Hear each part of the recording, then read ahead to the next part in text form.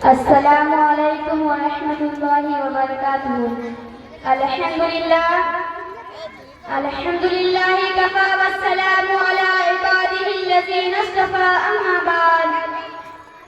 ऐनमा तकूनु युदरिकुमुल मौत वलौ कुंतुम फ़ी बुरूजिन मुशद्दा। आज के इस जलसे में मेरी तकरीर का अनुमान है मौत व कब्र और मैदान हश्र।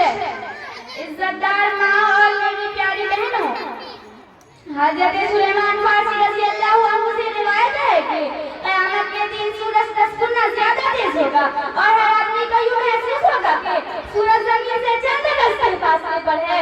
धूप की सख्ती की वजह से लोग पसीने में डूबे हुए होंगे।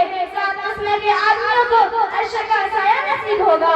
नबी अलैहिस्सलाम ने इरशाद फरमाया कि मखलूक धूप और प्यास की वजह से तड़प रही होगी, कोई पुरसान हाल नहीं होगा।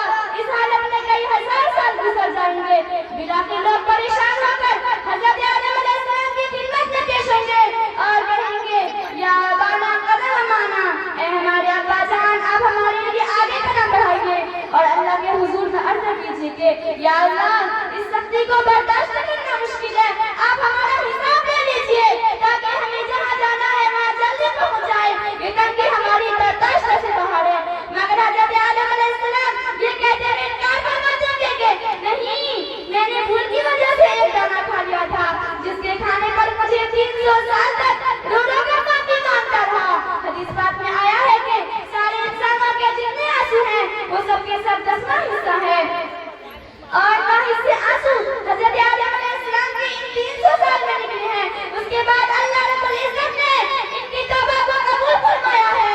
माफी मांगने के बाद और तौबा कबूल हो जाने के बाद बिलाफिर उन्होंने बैतुल्लाह शरीफ बनाई और 30 हाथ पैदल चलकर किए। फिर भी वो क़यामत के दिन ये कहते हुए इनकार फरमा देंगे कि नहीं, मुझे अल्लाह रब्बुल इज्जत के सामने जाते हुए डर लग रहा है। सोचना चाहिए कि हम गुनाह करते हैं तो रोते भी नहीं हैं, बल्कि जब गुनाह करते हैं तो खुशी खुशी दूसरों को बताते हैं कि मैंने तो फलां गुनाह किया है, मैंने तो फलां गुनाह किया है। सोचना चाहिए हम अल्लाह रब्बुल इज्जत के सामने कैसे पेश होंगे। जब क़यामत के दिन हमारे जिस्म का यह हाल होगा तो हम अपने गुनाहों को लेकर जाएंगे और बगैर तौबा के मर जाएंगे तो हमें अल्लाह रब्बुल इज्जत के सामने खड़ा होना कितना मुश्किल होगा। इसीलिए कुरान पाक में आता है कि वलो तरा इज़िल मुजरिमीना नाकिसू रूसिहिम इंद रब्बिहिम, कि अगर आप इस मंजर को देखें जिस दिन अल्लाह रब्बुल इज्जत के सामने पेश होंगे तो इनके सर शर्म की वजह से झुके हुए होंगे। जब क़यामत के दिन इतनी शर्म महसूस होगी तो बेहतर है कि हमें अपने गुनाहों का आज ही तौबा कर लेनी चाहिए।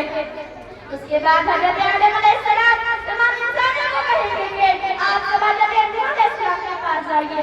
चुनांचे सारी इंसानियत हज़रत नूह अलैहिस्सलाम को ढूंढकर इनसे अर्ज़ करेगी कि ए आदम इंसानी, आप हमारे लिए अल्लाह के हुजूर में अर्ज़ कीजिए कि या अल्लाह, इस सख्ती को बर्दाश्त करना मुश्किल है, आप हमारा हिसाब ले लीजिए ताकि हमें जहाँ जाना है वहाँ जल्दी पहुँच जाए। ये तंगी हमारी बर्दाश्त से बाहर है।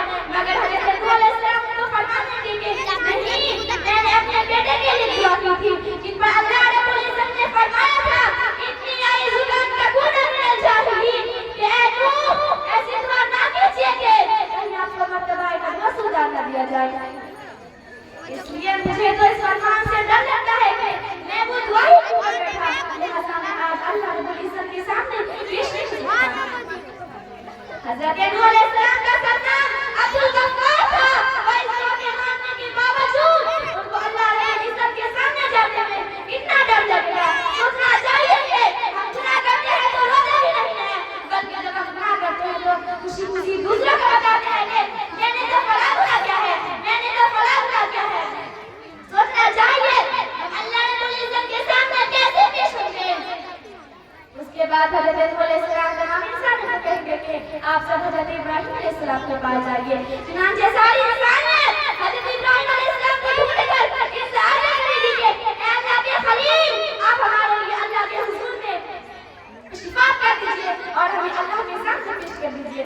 मगर हज़रत इब्राहीम अलैहिस्सलाम को फरमा देंगे कि नहीं, आज मुझे अल्लाह रब्बुल इज्जत की तरफ से घबराहट हो रही है क्योंकि मेरी जिंदगी में 3 बातें ऐसी थी जो मुझे हत्या करना पड़ता। लेकिन उनके खिलाफ वाक़या था और उनमें से एक ये था कि एक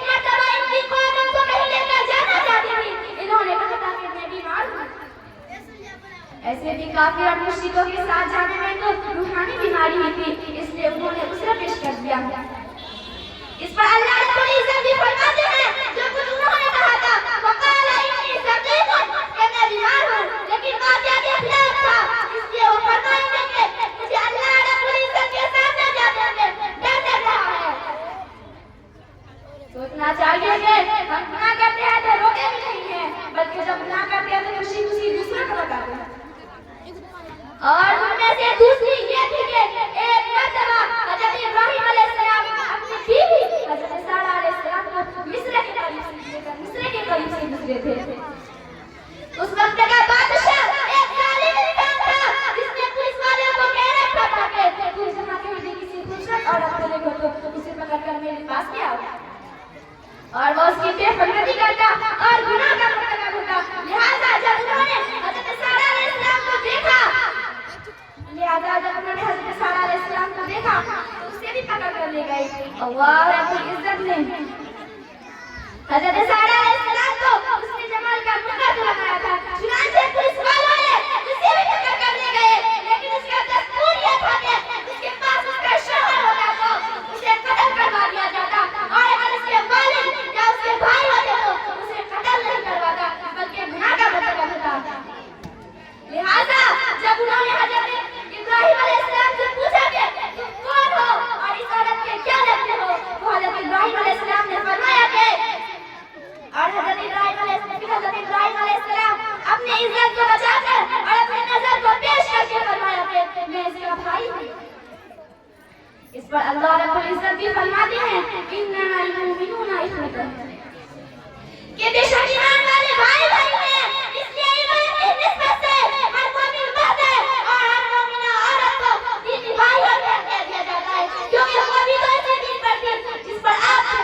लिहाजा ये बात शरीयत के मुताबिक सबकी सर जायज थी, जान बचाने के लिए तो हराम चीज भी हलाल हो जाती है।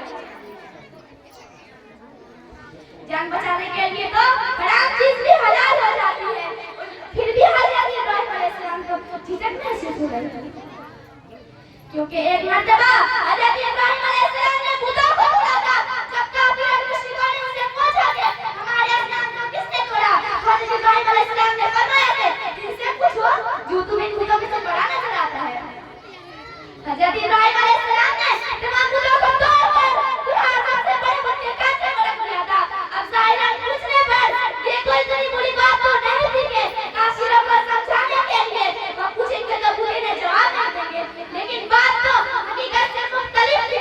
लिहाजा इस बात पर भी इतना अफसोस होगा कि अल्लाह का खलील होने के बावजूद इन्हें अल्लाह रब्बुल इज्जत के सामने जाते हुए डर लग रहा है।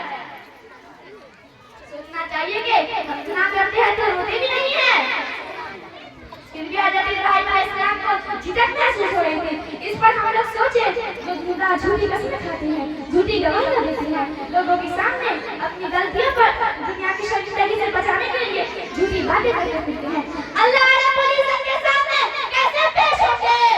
उसके बाद हज़रत इब्राहीम अलैहिस्सलाम तमाम इंसानों को कहते हैं, आप सब मूसा कलीमुल्लाह के पास आइए।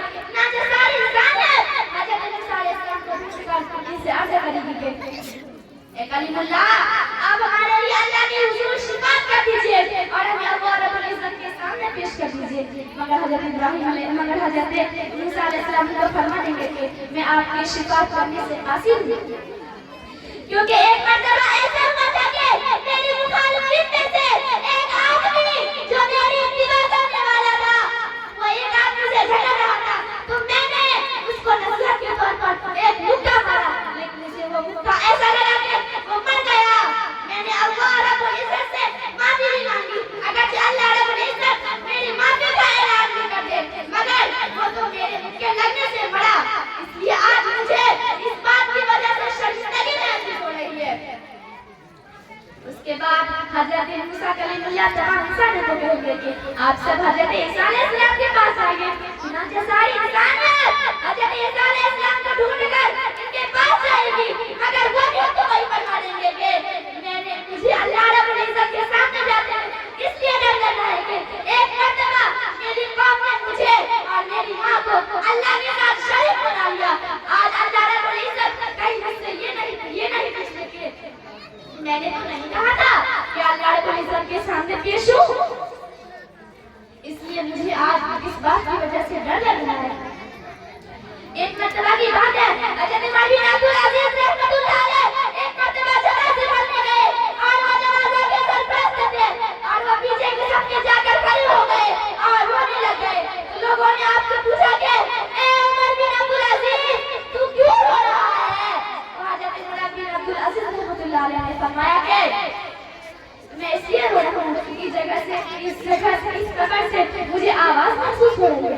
वो ऐसी आवाज थी ये कब्र मेरे साथ हम सुनामी कर रहे थे, ये कब्र मेरे साथ हम सुनामी कर रहे थे। तो लोगों ने पूछा कि ए उमर बिन अब्दुल अजीज कब्र तेरे साथ कैसे हम सुनामी कर रही थी? तो हज़रत उमर बिन अब्दुल अजीज रहमतुल्लाह अलैह ने फरमाया कि कब्र मुझसे ये कह रही थी कि ए उमर बिन अब्दुल अजीज तू मुझसे ये क्यों नहीं पूछता है कि जो शख्स मेरे अंदर आता है मैं उसके साथ क्या सलूक करती हूँ? तो हज़रत रहमतुल्लाह ने फरमाया कि बता दो। कब्र कहने लगी मैं उसके